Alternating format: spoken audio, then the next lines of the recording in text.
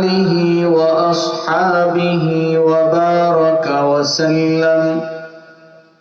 وسلم تسليما كثيرا. أما بعد فأعوذ بالله من الشيطان الرجيم. بسم الله الرحمن الرحيم. ما يلفظ من قول إلا لديه رقيب عتيد. صدق الله مولانا العظيم وصدق رسوله النبي الأمي الكريم، ونحن على ذلك من الشاهدين والشاكرين، والحمد لله رب العالمين. اللهم صل على محمد وعلى آل محمد كما صليت على إبراهيم وعلى آل إبراهيم إنك حميد مجيد. اللهم بارك على محمد وعلى آل محمد كما باركت على إبراهيم وعلى آل إبراهيم إنك حميد مجيد. لا إله إلا الله الحليم الكريم. سبحان الله وبحمده سبحان الله العظيم. سبحانك لا علم لنا إلا ما علمتنا إنك أنت العليم الحكيم. বদরি কাফেলার উদ্যোগে আয়োজিত একদিন ব্যাপী প্রথম বার্ষিক তাফসীরুল কোরআন মাহফিলের বর্তমান অধিবেশনের শ্রদ্ধাভাজন সভাপতি সাহেব দামাত বারাকাতুহুম, উপস্থিত দেশ ও জাতির কর্ণধার হযরত উলামায়ে কেরাম, অত্র এলাকার বিভিন্ন অঞ্চল থেকে আগত ইসলাম প্রিয় মুসলিম ভাইরা, পর্দার অন্তরালে অবস্থানরত অত্যন্ত নম্রভদ্র ফরদানিশীন মা ও বোন,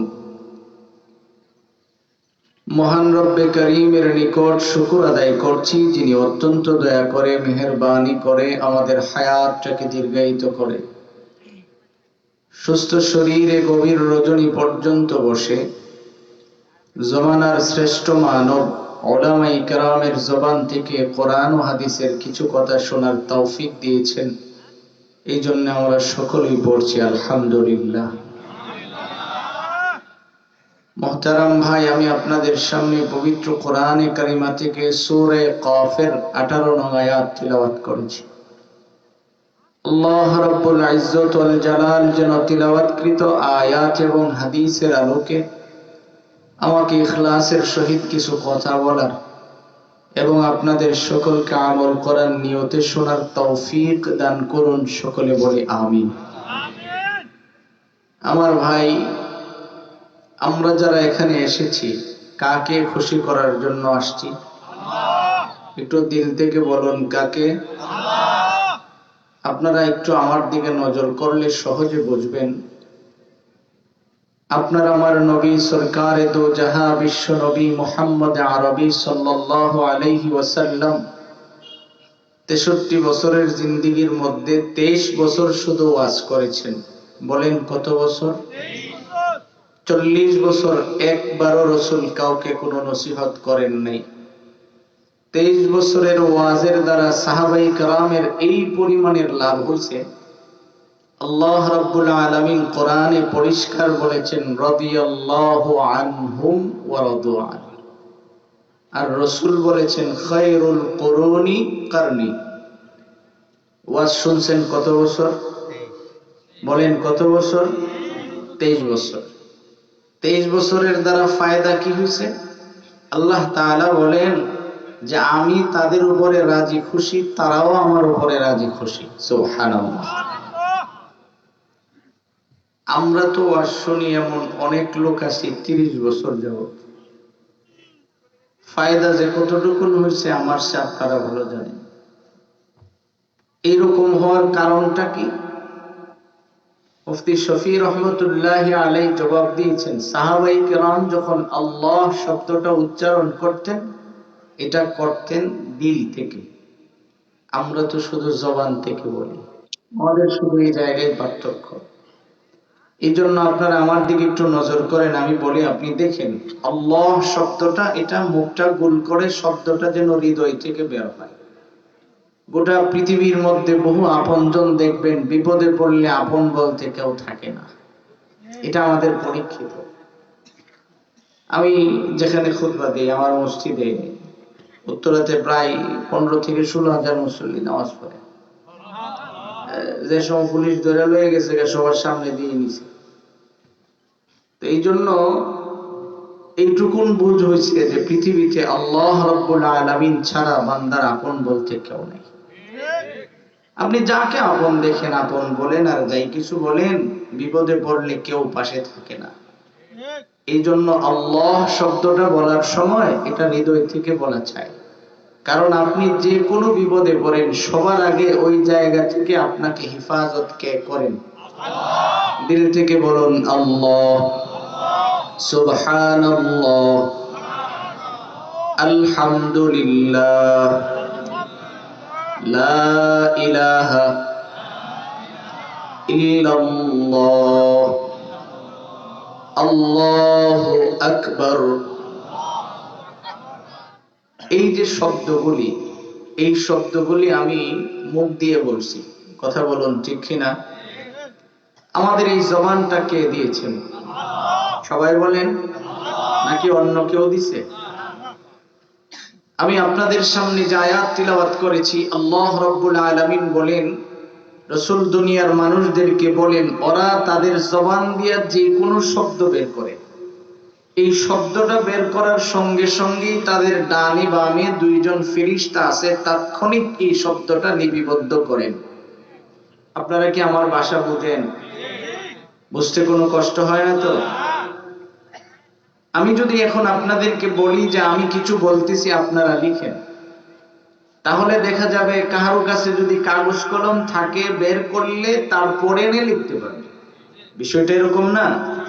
অথচ রব্বুল আলামিন বলেন, বান্দার জবান থেকে যা বের হয় সঙ্গে সঙ্গে কে লিখে ফেলেন? ফেরেশতা। বলেন কে লিখেন? আমার সাথে একটু কথা বলতে হবে আপনাদের। সবার তবিয়ত তো আর একরকম না। আমার তবিয়ত হলো আমি একা কথা বলি না, অর্ধেক আমি বলি, বাকি অর্ধেক সামনে যারা থাকে তারা কথা বলে। আপনারা আমার সাথে কথা বলবেন ইনশাআল্লাহ?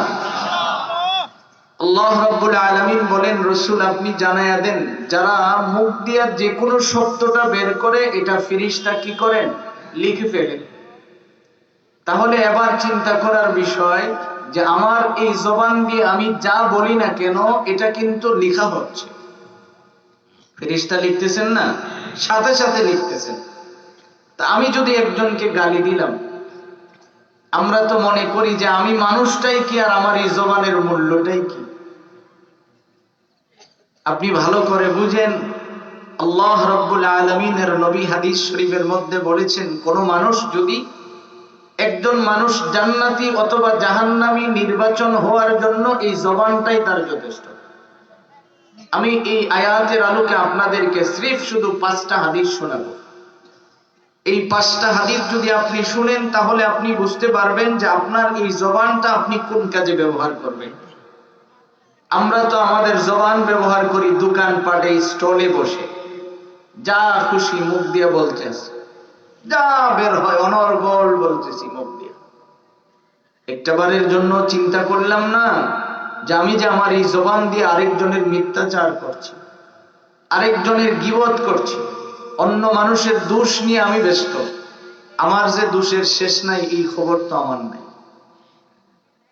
এই জন্য রাসূল কয় قال النبي صلى الله عليه وسلم لا تكثر الكلام بغير ذكر الله فإن كثرة الكلام بغير ذكر الله قوة للقلب। আপনার আমার নবী বলেন, উম্মত ভালো কইরা শুনে নাও, দুনিয়ার জমিনে যখন জবান দিয়ে শব্দটা বের করবা, এই জবান দিয়ে শব্দটা বের করার আগে এমন কোন শব্দ তুমি বের করবা না। ভালো কইরা নিজেরে রেডি করে নাও, আমার জবান দিয়ে যে শব্দটা বের হবে এই শব্দটা যেন আল্লাহর জিকিরের বাহিরে না হয়ে যায়। আমার প্রতিটা শব্দ যেন কার জিকির হয়? জোরে বলুন না, কার জিকির? এই জন্যই তো রব্বুল আলামিন বলেন, আলাম তারা কাইফা দারাবাল্লাহ মাসালান কালিমা তাইয়িবাতান কাশাজারাহ তাইয়িবাতিন আসলুহা সাবিত ওয়া ফারউহা ফিস সামা তুতি উকুলাহা كل حين بإذن ربها ويضرب الله الأمثال للناس لعلهم يتذكرون ومثل كلمة خبيثة كشجرة خبيثة اجتثت من فوق الأرض ما لها من قرار। আমার ভাইজান, আল্লাহ রাব্বুল আলামিন বলেন, নবী আপনি দুনিয়ার মানুষগুলির জানায়া দেন, আপনি বলেন দেখো দেখো, তাকায়া দেখো, এই দুনিয়ার জমিনে যারা জবান দিয়ে কয় লা ইলাহা ইল্লাল্লাহ, একটু চক্ষুটা বন্ধ করে আপনি পড়ে দেখেন কত মজা লাগে। সারা জীবন তো খালি স্পিডে পড়ছেন, হক আদায় করে জীবনে একবারও তো পড়ে দেখেন নাই। এবার আপনি আমার সাথে বলেন লা ইলাহা ইল্লাল্লাহ, সবাই বলেন লা ইলাহা ইল্লাল্লাহ, লা ইলাহা ইল্লাল্লাহ। আল্লাহ রাব্বুল আলামিন বলেন, আলাম তারা কাইফা দারাবাল্লাহ মাসালান কালিমা তাইয়িবাতান কাশাজারাহ। নবী আপনি কোন যে কয় লা ইলাহা ইল্লাল্লাহ, এর দৃষ্টান্ত হলো পবিত্র গাছের মতো। সুবহানাল্লাহ। কই যেই গাছের শিকড় থাকে সাত জমিনের নিচে, যেই গাছের শাখা প্রশাখাগুলি সপ্তম আসমানের উপরে উঠা যায়, ওই গাছকে যেমন দুনিয়ার বান তুফান কোনোদিন ধাক্কা দিয়ে ফেলে দিতে পারে না, যারা সকাল সন্ধ্যা জবান দিয়ে কয় লা ইলাহা ইল্লাল্লাহ, আল্লাহ রাব্বুল আলামিন বলেন আমার ওই বান্দাকে দুনিয়ার কেউ কোনোদিন পথভ্রষ্ট করতে পারে না। সুবহানাল্লাহ। এই জন্যই তো রাসূল কয় লা তুকসিরুল কালাম বিগাইরি যিকরিল্লাহ। এই দুনিয়ার মানুষ তুমি ভালো কইরা বুঝা নাও, তোমার জবান দিয়ে যেন এমন কোন শব্দ বের না হয় যেই শব্দটা আল্লাহর জিকির ব্যতীত হয়ে যায়। এই কারণেই তো আল্লাহ তাআলা কয় মা ইয়ালফিজু মিন কওলিন ইল্লা লাদাইহি রাকীবুন আতীদ। আল্লাহ তাআলা কয় নবী দুনিয়ার মানুষগুলির আপনি জানায়া দেন, ওদের জবান থেকে যে কোনো শব্দ বের করেন না কেন, প্রত্যেকটা শব্দ লেখার জন্য দুইজন ফেরেশতা আমি রেডি করে রাখছি। সুবহানাল্লাহ। এবার আসুন আমরা পাঁচটা হাদিস আমি আপনাদেরকে শোনাবো, যে আপনি তো মনে করতেছেন যে আপনার জবান দিয়ে আপনি যা খুশি আপনি বলতেছেন, অথচ এই জবানের কারণেই হয় আপনি জান্নাতি অথবা জাহান্নামী। আপনি তো বুঝতেছেন না। মুসলিম শরীফের হাদিস শোনায়, নবীজি একদিন এরকম বয়ান করতেছেন, সাহাবাই কারাম সামনে বসা। আল্লাহ রসুল হঠাৎ করে বললেন, এই সাহাবীরা বলো তো দেখি, হাসরের দিন সবচেয়ে অসহায় কে হবে? আপনারা অসহায় বুঝেন? যার কোটি কোটি টাকার সম্পদ আছে তাকে অসহায় বলে? যার কোনো সহায় নাই। তো অসহায় কে হবে এই কথা বলার পরে তালহা ইবনে উবাইদুল্লাহ, নবীজির সাহাবী, তিনি দাঁড়ায় কয়, রাসূল এটা তো স্বাভাবিক, হাসরের দিন যার ইবাদত থাকবে না তিনিই তো অসহায়। নবীজি বলেন, না, শোনো, একজন মানুষ গোটা দুনিয়ার যতগুলি পাহাড় আছে সমস্ত পাহাড়গুলি যদি স্বর্ণ হয়ে যায় আর সমস্ত পাহাড়গুলি যদি সে আল্লাহর রাস্তায় সাদকা করে দেয়, এত পরিমাণ নেকি নিয়ে হাসরের দিন একজন বান্দা দাঁড়াবেন।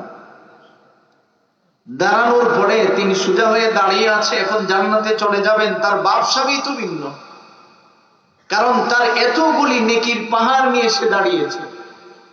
এমন সময় একজন আসবে, আইসা কইব, আল্লাহ ওই যে দেখেন লোকটা দাঁড়ায় রয়েছে, তার ব্যাপারে আমার একটা অভিযোগ ছিল। কি অভিযোগ? তিনি আমার ব্যাপারে একটা মিথ্যা সাক্ষী দিয়েছিলেন, যার কারণে আমি 2 বছর জেল কাটছি। আল্লাহ রাব্বুল আলামিন বলবেন, ঠিক আছে যাও, 2টা পাহাড় তোমাকে নেকি দিয়ে দিলাম, জান্নাতে চলে যাও। সুবহানাল্লাহ। বাস তার কাছ থেকে 2 পাহাড়ের নেকি আরেকজন নিয়ে জান্নাতে চলে গেল। এবার আরেকজন এসে বলবে, তিনি তো সার স্টলে বসে আমার ব্যাপারে মানুষের কাছে মিথ্যাচার করছিল। আল্লাহ রাব্বুল আলামিন বলবেন, যাও নিয়ে যাও। এবার আরেকজন বলবে যে উনি তো মানুষের গীবত করতো, আমার ব্যাপারে ভুল তথ্য মানুষের কাছে ছড়াইত। এইভাবে নিতে নিতে সবাই তার সমস্ত নেকগুলি নিয়ে পরিষ্কার। এবার কিছু লোক আসবে, আইসা কইব, আল্লাহ ইনি তো আমাদের এই এই ক্ষতিগুলি করছে মুখের দ্বারা, আমরা এখন তার বিচার চাই। রব্বুল আলামিন বলবেন, এখন তো আর দেওয়ার মতো কিচ্ছু নাই, তবে একটা কাজ করো, তোমাদের গুনাহগুলি ওর মাথায় চাপায়া দিয়ে চলে যাও। রাসূল কয়, ওই ব্যক্তি সবচেয়ে বড় অসহায়, যিনি জবানের কারণে তার সমস্ত নেকিগুলি নষ্ট হয়ে গেছে। এখন বলেন তো, এই হাদিসের দ্বারা আমরা কি বুঝলাম? আমার এই জবানকে সংযত করার দরকার আছে কিনা? বলেন না, আছে কিনা? তো আপনি একটু চিন্তা করে দেখেন, আমি শুধু আপনার ব্রেইনের কাছে একটা প্রশ্ন রেখে যাব, কারণ আসছি তো বহু দূর থেকে, ব্রাহ্মণবাড়িয়া এখান থেকে বহু দূর। যদি আমি জানতাম আগে এত দূর, জিন্দেগি তো আমি যেতাম। বাস্তবতা যেটা, বাস্তবতা যেটা, কারণ এই যে কষ্টটা সফরের, এই এত দূর আমার জানা ছিল না। আমি মনে করছি বগুড়ার একটু পরেই বুঝি। মোহতারাম ভাই, যে কথা বলতেছিলাম বুঝেন, যে আপনি এবার বুঝেন যে আপনার জবান।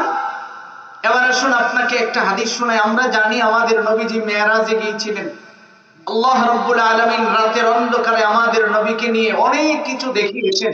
কোনো সন্দেহ আছে? বলেন না, সন্দেহ আছে? নবীজি বলেন, আমি যখন মেরাজে গিয়েছিলাম, এক পর্যায়ে জিবরাইল আমাকে হাত ধরে ধরে ঘুরে ঘুরে দেখাচ্ছেন, রাসূল এটা এই এই করে অনেক কিছু আমাকে দেখাইতেছে। হঠাৎ করে এক জায়গায় যায় দেখি খুব সুদর্শন একজন মানুষ দাঁড়ানো, চমৎকার সুন্দর মানুষ, কিন্তু তিনার মুখের মধ্যে জিহ্বা হলো 2টা। বলেন জিহ্বা কয়টা? 2টা। 2 দিক দিয়ে কুকুরের মতো ঝুলে আছে, জিহ্বাটা লাল আগুনের মতো হয়ে আছে। নবীজি জিগাইলেন, ইনি? এবার জিবরাইল কয়, রাসূল এলা আপনার ওই উম্মত, আপনি চলে আসার পরে যেই উম্মত একজনের কাছ থেকে কথা কিনে এনে আরেক জায়গায় ট্রান্সফার করত। আপনাদের অঞ্চলে এই স্বভাবের মানুষ কি আছে মনে হয়? আপনি বলছেন একরকম, তিনি যে আরেকজনের কাছে আরেক রকম কথাটা উপস্থাপন করছে, কি করে আপনাকে দোষী করা যায়? আপনার আমার নবী বলেন, উম্মত ভালো কইরা শুনে নাও। আমি যখন তাকায়া দেখলাম, এবার আমি জিবরাইলকে বললাম, নয় জিবরাইল বলো না, এই মানুষটাকে আল্লাহ রাব্বুল আলামিন এমন শাস্তি কেন দিলেন? জিবরাইল কয়, রাসূল আপনি ভালো কইরা শুনেন, তবে শোনার আগে আরেকটু নজর দিয়া দেখেন। আপনার আমার নবী বলেন, উম্মত শোনো, আমি তাকায়া দেখি তিনি যে এখানে দাঁড়িয়ে আছে, 2টা অগ্নির মতো জিহ্বা লাল হয়ে নিচে ঝুলে আছে। কুকুরের জিহ্বা দিয়ে যেমন পানি পড়তে থাকে, তার জিহ্বা দিয়ে পচা রক্তের মতো দুর্গন্ধযুক্ত পানি পড়তে আসে। এবার জিবরাইল আমাকে বলেন, ইয়া রাসূলুল্লাহ, নবী আমার, এই লোকটা আপনার ওই উম্মত যে দুর্গন্ধযুক্ত কথাগুলি মানুষের সামনে প্রকাশ করত, এক কথায় মানুষের দোষগুলি মানুষের সামনে সে ওপেন করে দিত। এবার নবীজি বলেন, আমি আর একটু সামনের দিকে যখন রওনা হয়ে গেলাম, জিবরাইল কয়, রাসূল আপনি এদিকটা একটু তাকান। নবীজি এবার বলতেছেন, আমি তাকান, সুন্দর দেখা যায়। হঠাৎ করে আমি তার হাতের দিকে নজর করে দেখলাম, হাতের নখগুলি অনেক লম্বা লম্বা হয়ে আছে। প্রত্যেকটা নখ আগুনের মতো ঝলমল করে, লোহার মতো শক্ত নখগুলি আগুনের মতো লাল। আপনার আমার নবী বলেন, উম্মত ভালো করে শোনো, আমি তাকে দেখি নিজের আঙ্গুল দিয়া নিজের গোশতগুলি খসাচ্ছেন, গালের গোশতগুলি টায়না টায়না নিচের দিকে নামায়া দিচ্ছেন। এমন সময় হঠাৎ করে আমি তাকে দেখি নখের বাড়ির কারণে হাড়ের মধ্যে যখন আঘাত লাগে তার শরীরটা ব্যথায় কুকড়ায় যায়।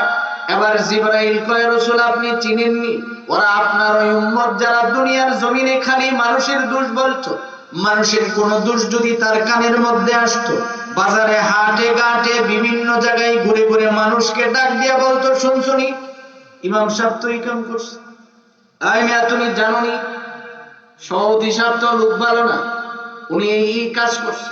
বলেন তো এই ধরনের স্বভাবওয়ালা আমগর সমাজে আছে কিনা? তাদের শাস্তি কি হবে? আল্লাহর রাসূল কয়, হাসরের দিন তোমার নখগুলি অনেক লম্বা হয়ে যাবে, নিজের নখ দিয়া তুমি আশ্রয়া আশ্রয়া নিজের গালের গোশতগুলি খসায়া দিবেন। এবার নবীজি বলেন, উম্মত শোনো, যারা মানুষের দুশ্চর্চা করে, জবান কি কোনোদিন সেভ করলো না, এদের 3 নম্বরের শাস্তি হলো ফুলসিরাত, 30,000 বছরের রাস্তা। বলেন কত বছরের রাস্তা? 10,000 বছর আপনি উপরে উঠবেন, 10,000 বছর সমতল ভূমিতে থাকবেন, আবার 10,000 বছর নিচের দিকে নামবেন। নবীজি বলেন 15,000 বছর চলার পরে ফুলসিরাতের মাঝামাঝি যাইয়া যখন হাজির হয়ে যায়, ওখানে যে কাইটা তারা নিচে জাহান্নামে পড়ে যাবে, নাউযুবিল্লাহ। এবার 4 নম্বরে রাসূল কয়, শোনো, দুনিয়ার জমিনে যারা এই জবান দিয়ে মানুষের দুশ্চর্চা করে, দুনিয়ার জমিনে যারা মানুষের দোষগুলি মানুষের সামনে প্রকাশ করে দেয়, আল্লাহর রাসূল কয়, হাসরের দিন আল্লাহ রাব্বুল আলামিন গোটা পৃথিবীর মানুষগুলির সামনে ওই বান্দার দোষগুলি মানুষের সামনে প্রকাশ করে দিবে। এখন বলেন তো, যে আল্লাহ যদি আমাদের দোষ প্রকাশ করে, আমাদের দোষের কোনো অভাব আছে? বলেন না, অভাব আছে? তা আমি যে মানুষের দোষ নিয়ে আলোচনা করি সারাদিন, আমি তো মনে করতেছি আমার এই জবানটা দিছেই বুঝি খালি মানুষের দোষ কইতে হবে। যেখানে বসে ওই জায়গায় শুধু মানুষের সমালোচনা, যেই জায়গায় বসে ওখানে ভালো কোনো শব্দ নাই, খালি সারাদিন মানুষের সমালোচনা করে। আপনারা কি আমার উপরে রাগ করতেছেন? আমার ভাই, আমি আপনাদেরকে দিল থেকে মহব্বত করি। আজকে আমাদের সবচেয়ে বড় গুনাহ হচ্ছে শুধু জবানটা সেফ না করার কারণে। সবচেয়ে বেশি ক্ষতিতে আমরা শুধু জবানের কারণে। কারণ পৃথিবীর যত অলি বুজুর্গ আপনি দেখেন না কেন, এই জবানের সেফ না করে কেউ কোনোদিন অলি হতে পারেন না। সমস্ত অলিগণের একটাই কাজ ছিল, ওনারা ওনাদের জবানকে কি করছেন? সেফ করেছেন। এবার শুনেন, নবীজি বলেন, শুনো, দুনিয়ার জমিনে তুমি যে মানুষের দোষগুলি প্রকাশ করছো, মনে করেন আপনি আমার ব্যাপারে বুঝার জন্য বলছি, আপনি দোকানে বসে বললেন এই লোক নামাজ পড়ে না। আচ্ছা, মনে করেন আমি নামাজ পড়লাম না, কিন্তু আমি যে আজকে নামাজ পড়ি নাই, আগামীকাল যে আমি নামাজ আদায় করব না, এর কি কোনো নিশ্চয়তা আছে? তো আল্লাহ যে আমাকে মাফ করবেন না, এটার কি কোনো সিওরিটি আছে আপনার কাছে? এবার শুনেন, মজার একটা হাদিস শোনাই। আল্লাহর নবী বলেন, বনি ইসরাইলের 2 জন মানুষ, 2 বন্ধু একসাথে চলাফেরা করে। একজন ইবাদত গুজার, সারাদিন সমস্ত দিন শুধু নফল ইবাদত করে। আরেকজন এক বেলাও নামাজও পড়ে না, ভালো কোনো কাজ করে না, সমাজের যত নিকৃষ্ট কাজ আছে সবগুলি সে করে। ভালো বন্ধু একদিন দুষ্ট বন্ধুটাকে বলতেছে, তুমি কি জীবনে ভালো হইবা না? সে রাগ করে কয়, আমি ভালো হবো কিনা এটা তোমার সমস্যা। এবার ভালো বন্ধু সেও রাগান্বিত হয়ে বলতেছে, মিয়া তুমি যা পাপ করা শুরু করছো আমার মনে হয় যে আল্লাহ তোমারে মাফ করবে না। এবার সে কইতেছে, আল্লাহ কি তোমারে জিম্মাদারি দিয়ে দিছে? তুমি কি এই ধরনের কন্ট্রাক্টরি লইছো? এই যে কথাটা বলছে সে আরো রাগ করছে। রাগ করে কই, তোর কপালে মনে হয় জান্নাত নেই। আমি আপনাদের কি বিবিসির সংবাদ শোনাচ্ছি না ভাই, শোনাচ্ছি নবীজির হাদিস। রাসূল কয় কিছুদিন পরে দুইজন মানুষের ইন্তেকাল হয়ে গেছে। আল্লাহ রাব্বুল আলামিন ভালো বন্ধুকে ডাকছেন, ডাইকা কই, তুমি কি আমার সমান? লোকটা কই, আল্লাহ আপনি কি বলেন? আপনি হলেন খালিক, আমি হলাম মাখলুক, তো বরাবর হওয়ার তো প্রশ্নই ওঠে না। আল্লাহ তাআলা তখন বলেন যে তুমি যদি আমার সমান না হও তাহলে হিদায়াতের কন্ট্রাক্টরিটা কেন নিলা? এবার সে চুপ। এখন বলতেছে, তুমি যে বললা যে তার কপালে জান্নাত নাই, তুমি কি করে বুঝলা? এই কথাটা বইলাই রাসূল শোনাচ্ছেন। আল্লাহ রাব্বুল আলামিন বলবেন, আয় শোন, তুই আমার রহমতের চাদরটা গায়ে দিয়ে তুই জান্নাতে চলে যা। সুবহানাল্লাহ। সারা জীবন ইবাদত করেন নাই, জান্নাতে চলে গেছেন। নবীজি বলেন শুধু এই দুইটা শব্দ খালি মুখ দিয়ে বের করার কারণে ইবাদত কইরাও এখন সে জাহান্নামী হয়ে গেল। এখন বুঝেন তো এই জবানের মূল্য অল্প না বেশি? বলেন না অল্প না বেশি? অনেক বেশি। এবার শুনেন, হাদিস শরীফের মধ্যে আসছে একজন মুমিন মুসলমান, তার ঈমান আছে, পাহাড় পরিমাণ তার গুনাহ আছে, সে ইন্তেকাল করছে। আল্লাহ রাব্বুল আলামিন যখন তার বিচার করবেন, বান্দা এবং রব কাছাকাছি বসবেন। বসার পরে রহমতের চাদর দিয়ে বান্দা এবং মুমিন, বান্দা এবং আল্লাহ এই চাদরের নিচে রব্বুল আলামিন তখন তাকে দেখাবেন, তুমি যে এই কামটা করলে কেমন করছো। তখন সেটা দেখে অনুতপ্ত হয়ে বলবে যে আল্লাহ আমি বুঝি নাই, ভুল করে ফেলাইছি। রব্বুল আলামিন এই চাদরের নিচে রাইখাই তারে মাফ করে কইব, আমার এই রহমতের চাদরটা গায়ে জড়ায় তুমি জান্নাতে চলে যাও। এখন আপনার কাছে আমার প্রশ্ন, তিনি তো আল্লাহর কাছ থেকে মাফ নিয়ে জান্নাতি হয়ে গেলেন, তা আপনি যে দোকানে তার দুশ্চর্চা করলেন, আপনি গেলেন কোথায়? আপনি যে তার যে দোষগুলি মানুষের সামনে ওপেন করলেন, তিনের কাছে তো এখন আর এই দোষ নাই, কারণ সে তো এখন জান্নাতি। আপনি যে মানুষের সামনে দোষগুলি বললেন, সারাদিন দোকানে বইয়া ইমাম সাহেবের বিরুদ্ধে কথা কইলেন, মাদ্রাসার মুহতামিমের বিরুদ্ধে কথা কইলেন, মাদ্রাসার উস্তাদের সমালোচনা করলেন, কেন রে ভাই? এইগুলির দ্বারা আপনার কি লাভ হলো বলেন? আচ্ছা, হারুন রশিদের জামানায় একজন মানুষ খেলা শিখছে। আপনারা খেলা বুঝেন? আমাদের মা বোনেরা অনেক সময় সুই দিয়া কাপড় সেলাই করে, করে না? সুইয়ের ভিতরে সুতা ঢুকানো এটা কি খুব সহজ কাজ? অনেক কঠিন কাজ। তার খেলাটা হলো সে মাটিতে তিনটা সুই একসাথে গাড়ে, দূর থেকে এইভাবে সুতাটা ঢিল মারে, তিনটা সুইয়ের ভিতরে ঢুকে পড়ে। অনেক পরিশ্রম করে এই কাজ শিখছে। এখন বাদশার নিয়ম ছিল, কোন মানুষ যদি তার কাছে যাইতো, বাদশার কাছে যদি কেউ যাইতো, নতুন কিছু দেখাইতো, বাদশা খুশি হয়ে তাকে পুরস্কার দিতেন। তিনি চিন্তা করলেন, আমি যে খেলাটা শিখছি, বাদশার কাছে গেলে বাদশা তো আমার অনেক পুরস্কৃত করবেন। এই আশা করে যখন বাদশার দরবারে গেছেন, খাদেম বলতেছে, তুমি যে আসছো, আমি তোমাকে বাদশার কাছে নিয়ে যেতে পারি, শর্ত হলো তোমার আর আমার মধ্যে একটা চুক্তি হওয়া দরকার। বাদশা তোমাকে যা দিবেন অর্ধেক তুমি নিবা, বাকি অর্ধেক আমাকে দিয়ে দিবা। লোকটা চিন্তা করলো, তার উসিলায় আমি যদি বাদশার কাছে যাইতেই পারি, তিনি তো আমাকে তিনার মতো দিবেন, তাহলে অনেক দিবেন, অসুবিধাটা কি? এই চিন্তা করে চুক্তিতে রাজি হয়ে গেলেন। ঘরের ভিতরে যখন প্রবেশ করলেন, বাদশা বললেন, কেন আসছো গো? খেলা দেখাবো। তো দেখাও। যেই মাত্র এটা দেখাইছে, বাদশা জল্লাদকে ডাক দিছে, দিয়া কই, পয়সা তারে 10টা সর মারো। থাপ্পড় বুঝেন? 10টা দিছে। জল্লাদ যখন 10টা দিছে, এখন তো তার চেহারার কন্ডিশন চেঞ্জ হয়ে গেছে। বাদশা এবার জিজ্ঞেস করে, তুমি এই কাজটা কতদিনে শিখছো? তো 6 মাস। 6 মাসে তুমি যে এই কাজটা শিখছো, এর দ্বারা তোমার কি লাভ হয়েছে? কোনো লাভ হয় নাই। তোমার ফ্যামিলির কি লাভ হয়েছে? কোনো লাভ হয় নাই। আমার রাষ্ট্রের কি লাভ হয়েছে? কোনো লাভ হয় নাই। কোনো লাভই হয় নাই। কয়েকটা হয়েছে, ওই যে 10টা থাপ্পড় খাইছি। এবার বাদশা বলে, এমন কাজ তুমি কেন করবে যেই কাজে তোমারও লাভ নাই, তোমার ফ্যামিলিরও কোনো লাভ নাই, আমার রাষ্ট্রেরও কোনো লাভ হয় নাই?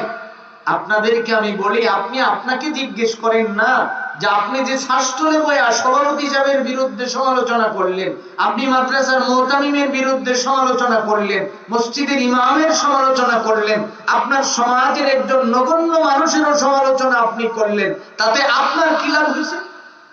কোনো লাভ দেখাইতে পারবেন? বরঞ্চ ওই যে আগে বললাম যে আপনার 4টা ক্ষতি হয়েছে। কয়টা ক্ষতি হয়েছে? 4টা ক্ষতি হয়েছে। এটা পরকালীন। আর দুনিয়ার একটা ক্ষতি হলো, রাসূল কয় যে কোন মানুষ যদি সারিষ্টলে বৈশা অন্যের সমালোচনা করে, আল্লাহ রাব্বুল আলামিন তার দোষ সর্বপ্রথম তার ঘরের মধ্যে ওপেন করেন। যার কারণে আজকে বউয়ের সাথে আমাদের সম্পর্ক বেশি ভালো না।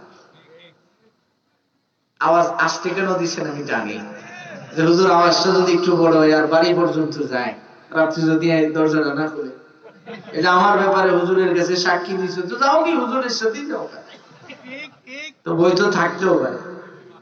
এই বইয়ে আওয়াজ দিচ্ছেন না, না বুঝা হয়েছে? মোহতারাম ভাই, যে কথাটা বলতেছিলাম, এখন যখন সে ঘর থেকে বের হয়েছে, দারোয়ান কয়, দাও। কি দিব? তোমার সাথে না আমার কন্ট্রাক্ট ছিল। এবার সে বলতেছে, আমি কি মুখে বলবো নাকি ব্যবহারে দেখাবো? কয় না, কয়ের দরকার নাই, খালি দিয়া বলো। ঠাস করে মনে করেন 2টা থাপ্পড় মারছে। হাফরা 2টা খায়া কয়, কি ব্যাপার তুমি আমারে থাপ্পড় দিলা? কয়, বেটা এটি তো আমি দিছি, জল্লাদের হাতে দর খাইছো না, তুমি তো আরো 3টা পাওনা হইছো। বলো কি? হ্যাঁ, কারণ বাদশাহ আমারে 10টা থাপ্পড় মারছে, কেন আমি অনর্থক কাজটা করলাম, তো হি তুলনায় তোমার অর্ধেক দিতে গেলে আরো 3টা তো দেওয়া লাগে। মোহতারাম ভাই, আসলে যে কথাটা বলতেছিলাম, এই জবান আপনাকে সবচেয়ে দামি বানাবেন, আবার এই জবানই আপনাকে জাহান্নামে নিক্ষেপ করবেন যদি আপনি আপনার জবানকে সেফ না করেন। 2টা দৃষ্টান্ত দিব, তারপরে আমি আমার আয়াতের মূল কথাটা আপনাদেরকে বোঝাতে চেষ্টা করব। 1 নাম্বার, আমরা যারা কওমি মাদ্রাসায় লেখাপড়া করেছি, আমাদের মাদ্রাসায় একটা কিতাব পড়ানো হয়, শরহে জামি।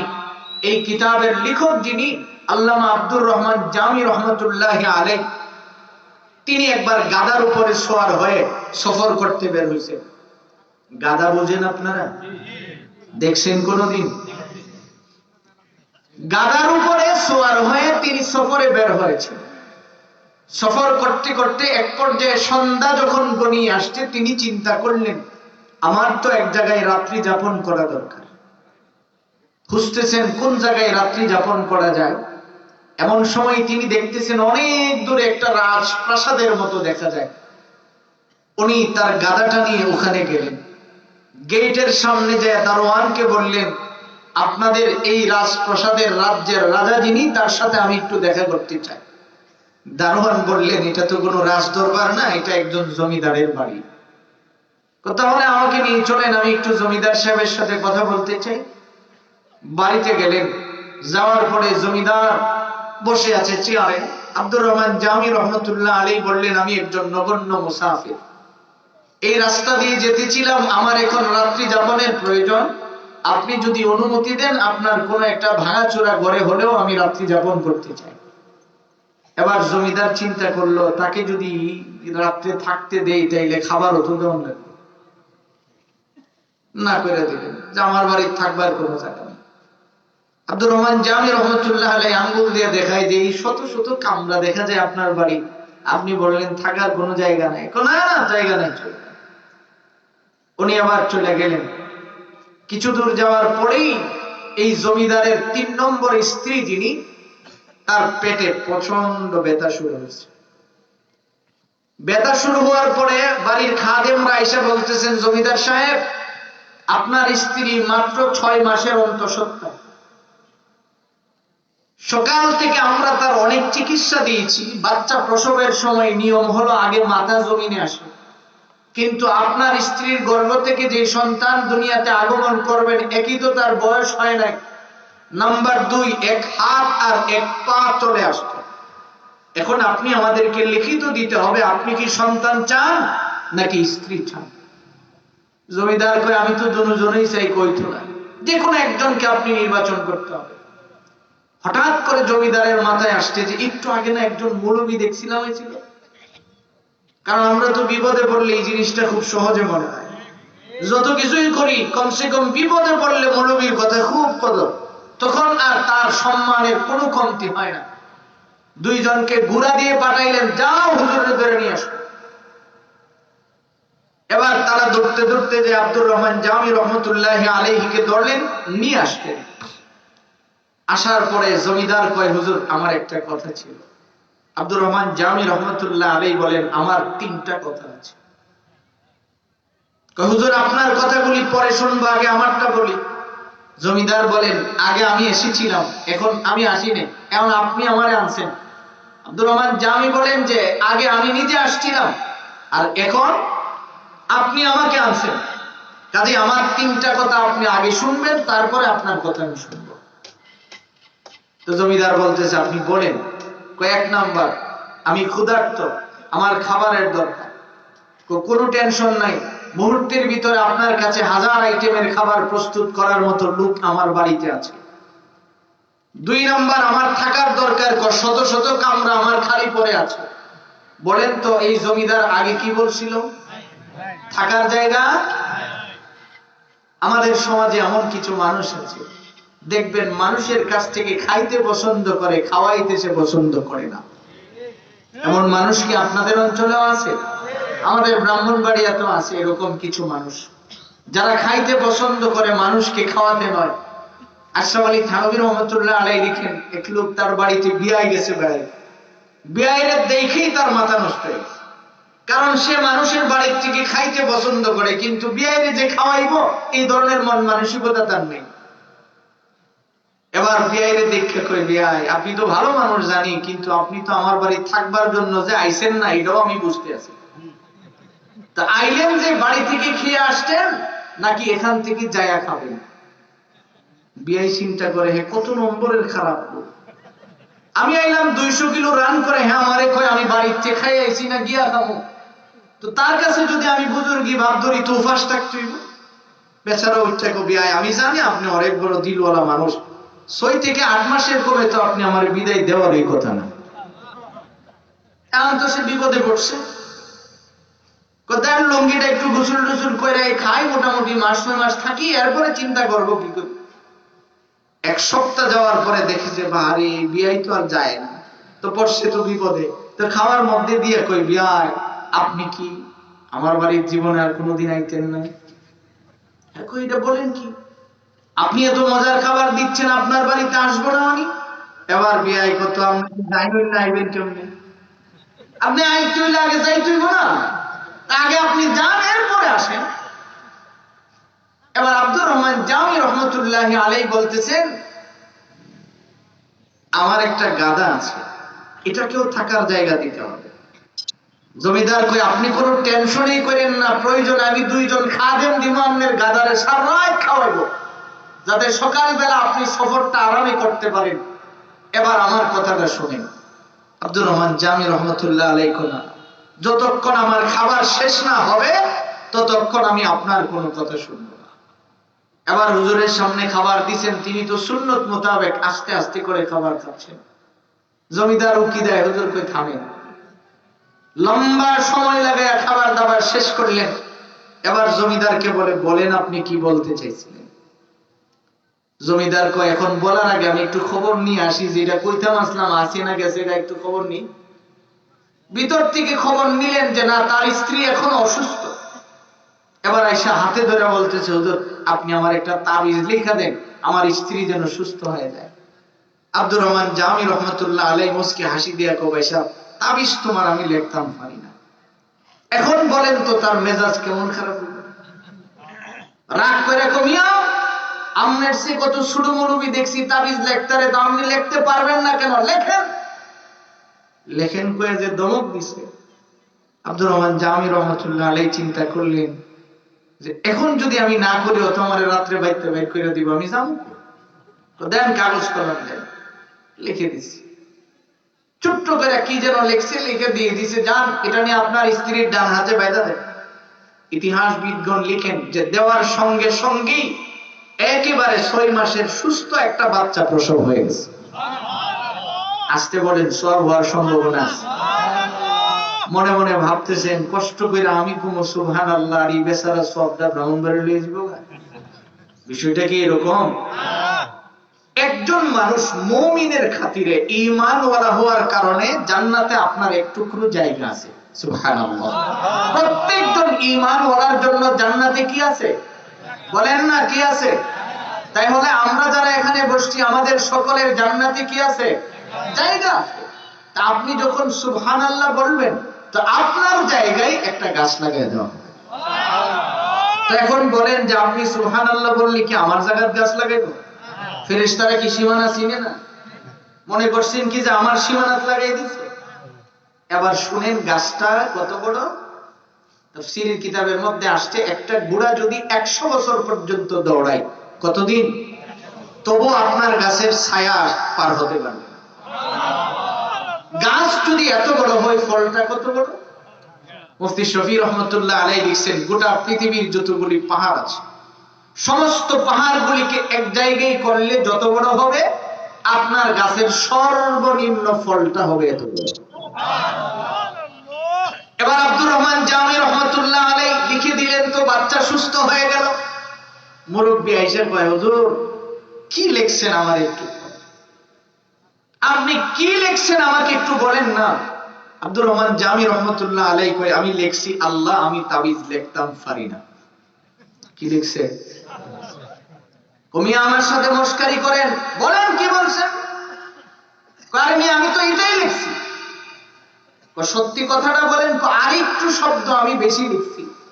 তো কি লিখছেন?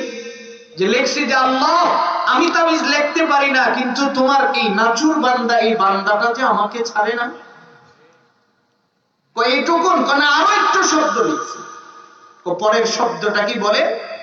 পরের শব্দটা আমি লিখছি যে তুমি তো খালিক, তুমি যদি তোমার এই বান্দার সাথে তোমার রহমান রহিম নামের ব্যবহারটা দেখায় দাও, তাহলে সেও ভালো থাকে, আমিও রাত্রে আরামসে ঘুমাতে পারি। এই জন্য আমার ভাই, এই কথাটাই বলতেছিলাম, আপনি যদি আপনার জবানটাকে সেভ করে ফেলেন, জমিন থেকে বলবেন যে রব বৃষ্টি দাও, বলতে দেরি হবে, আসমান থেকে বৃষ্টি হতে দেরি হবে না। এটাকেই বলে জবান।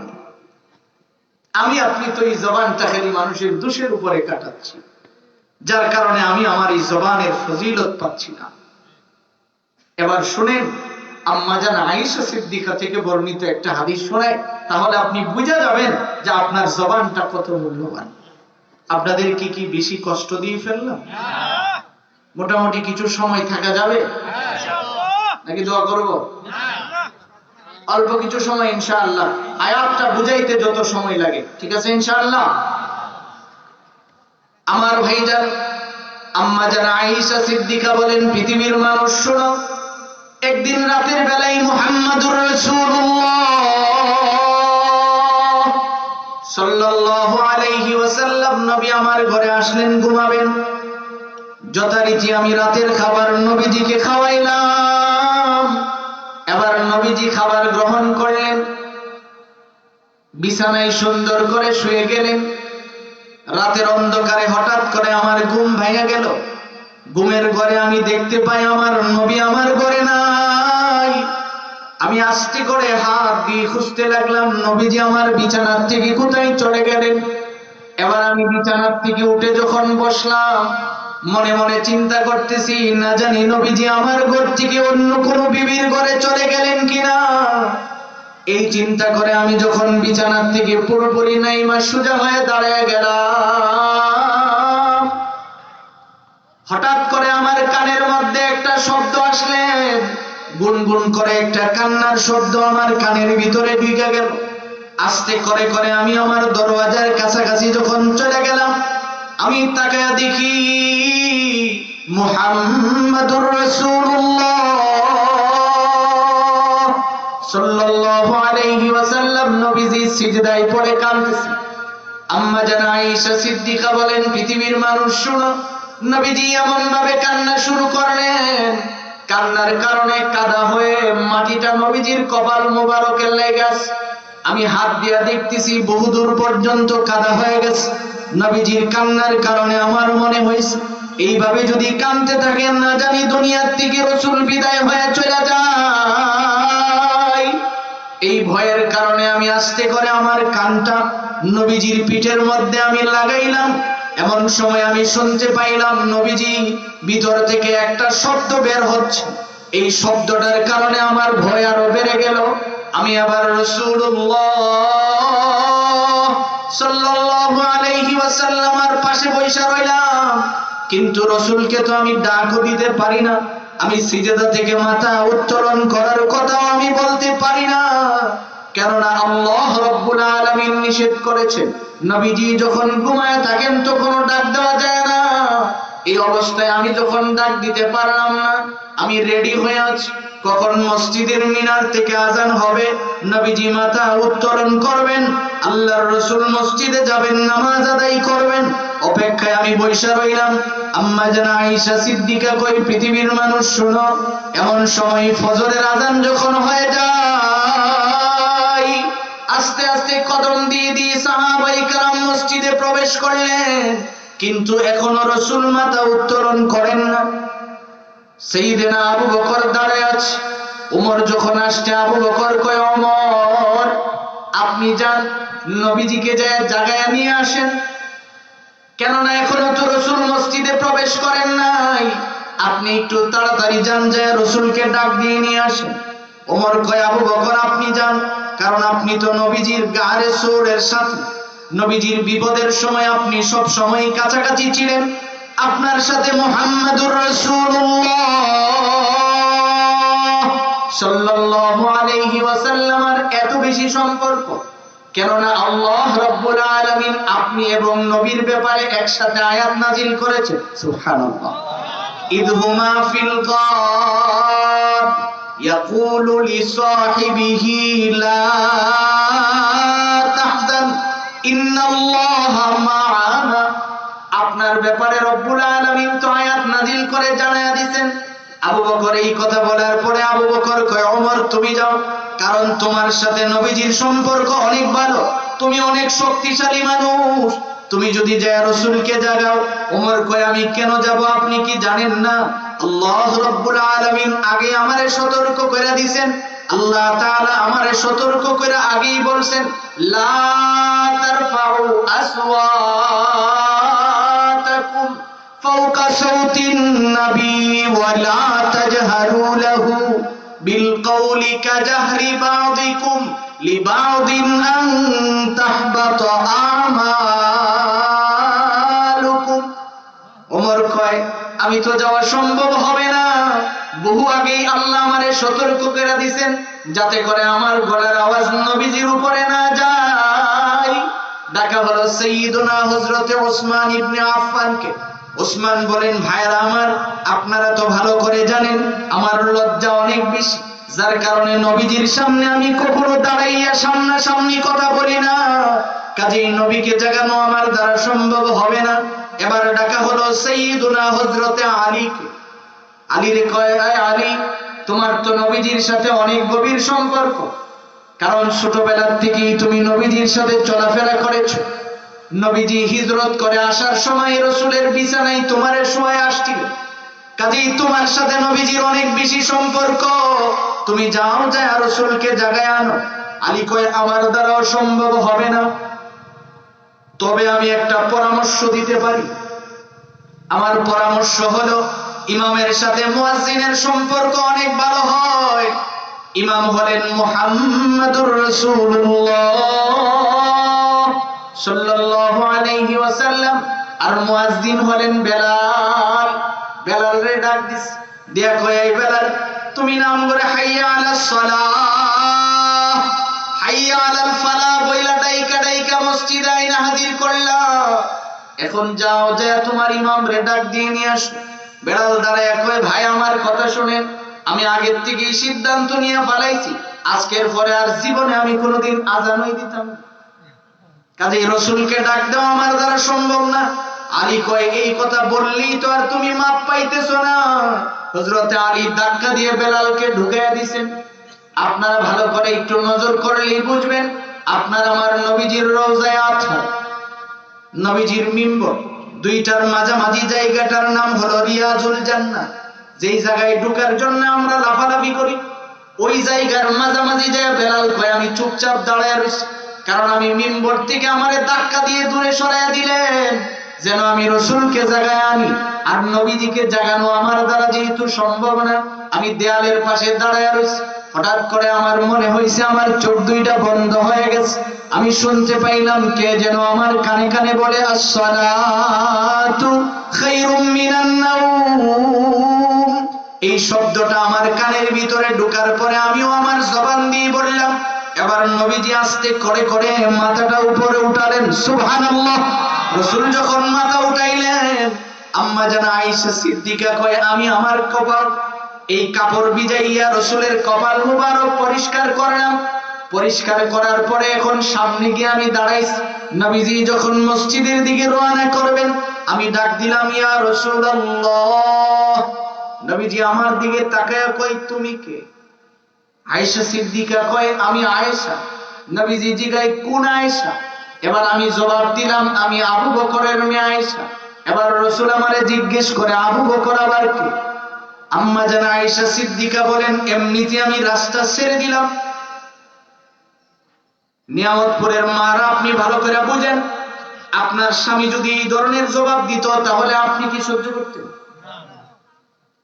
কি জবাব যে দিত আমরা ভালো করেই জানি। এবার নবীজির রাস্তা ছেড়ে দিলেন, রাসূল মসজিদে গেলেন, নামাজ আদায় করলেন। নামাজ আদায় করে ঘরে ঢোকার পরে নবীজি বসলেন। চকির উপরে বসার পরে আম্মা জান আয়েশা সিদ্দিকাকে ডাক দিলেন, আয়েশা এদিকে আসো। আয়েশা সিদ্দিকা সামনে যায় কয় রাসূল আপনি কি আমারে চিনেন? নবীজি বলেন তোমাকে চিনব না। তোমাকে আমি কেন চিনব না? কারণ তোমারে তো আমি আমার ঘরে আনি নাই, জিবরাইলের মাধ্যমে আল্লাহ রাব্বুল আলামিন পাঠিয়েছেন। সুবহানাল্লাহ। আয়েশা সিদ্দিকা আবার জারজার করে চোখের পানি ছেড়ে দিয়ে কয় নবী দুনিয়ার জমিনে আমি আল্লাহ রাব্বুল আলামিনের পরে আপনার চেয়ে বেশি ভালোবাসা আমি কাউকে দেই নাই, কিন্তু আপনি যখন বললেন আমারে চিনেন না, আমার হৃদয়টা ভেঙে চুরমার হয়ে গেছে। রাসূল কয় আমি কখন বললাম? কই যে নামাজের আগে আপনি আমারও চিনলেন না, আমার বাবা আবু বকরকেও তো আপনি চিনেন নাই। এবার নবীজি জবাব দিলেন আয়েশা ভালো করে বুঝালো, আমি ভালো করে জানি যখন মসজিদের মিনার থেকে আল্লাহ রাব্বুল আলামিনের ডাকগুলি আমার কানে ঢুইকা যায়, দুনিয়ার কোন শব্দ ওই কান দিয়া নামাজ আদায় করা পর্যন্ত আর ঢুকে না। সুবহানাল্লাহ। এবার আয়েশা সিদ্দিকা কয় রাসূল আমি বুঝলাম আপনার কোনো দোষ নাই। এখন আপনার কাছে আমার একটা প্রশ্ন হলো, আমি রাতের বেলায় জীবনে আপনারে যতদিন দেখছি আপনি নামাজের পরে হাত উত্তোলন করে দোয়া করেন আর বলেন আল্লাহ আপনি আমার আয়েশারে মাফ করে দেন, আপনি দোয়া করেন আল্লাহ আপনি আমার ফাতিমারে মাফ করে দেন, আপনি দোয়া করেন আল্লাহ আমার হাসান হুসাইনকে মাফ করেন, আপনি দোয়া করেন আল্লাহ আমার গোটা উম্মত গুলির আপনি মাফ করে দেন। এইভাবে আপনি দোয়া করতে থাকেন। রাসূল আজকে যে আপনি দোয়া করলেন, আমার মনে হয়েছে আপনার ঘরের কাছাকাছি রহমতের ফেরেশতারা হেলতে দুলতেছিল। আল্লাহু আকবার। আপনি যেইভাবে কাঁদছেন নবী, একটা বারও তো আমার নাম আপনি উচ্চারণ করলেন না। আপনি কি বিশেষ দোয়ায় আমার নামটা ভুলে গেলেন? নবীজি বলেন আয়েশা বলো না আমি কি বলছি, তুমি কি শুনতে পাইছো? আয়েশা সিদ্দিকা কয় রাসূল আপনার জবান থেকে আমি মাত্র দুইটা শব্দ শুনছি। বলেন কয় শব্দ? সবাই বলেন কয়টা? আয়েশা কয় রাসূল আপনি বলছেন ইয়া হাইয়ুন ইয়া কাইয়ুম, এই দুইটা শব্দ আপনি বারবার জবান দিয়ে উচ্চারণ করলেন। এবার নবীজি বলেন আয়েশা ভালো কইরা শুনো, আমার কোন উম্মত যদি এই দুইটা শব্দ জবান দিয়ে বের করে ফেলায়, দুইটা ঠোঁট আর একটা জিহ্বা হয়ে আল্লাহর আরশের খুঁটির মধ্যে যায় লাইগা যায়। সুবহানাল্লাহ। ওই আরশের খুঁটির মধ্যে লাইগা বলে আল্লাহ তুমি তাকায় দেখো না, কান্তরিলের এলাকার লোকেরা ওই জায়গায় বসে বসে তোমার এই দুইটা নাম উচ্চারণ করছে।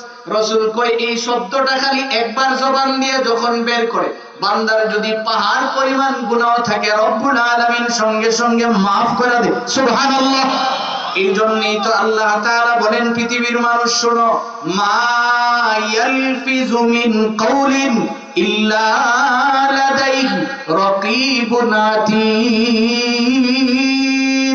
আল্লাহ রাব্বুল আলামিন বলেন পৃথিবীর মানুষ শোনো, জবান দিয়ে যে কোনো শব্দ বের করার আগে তুমি মনে করো তোমার এই শব্দটা লেখার জন্য কে রেডি আছে?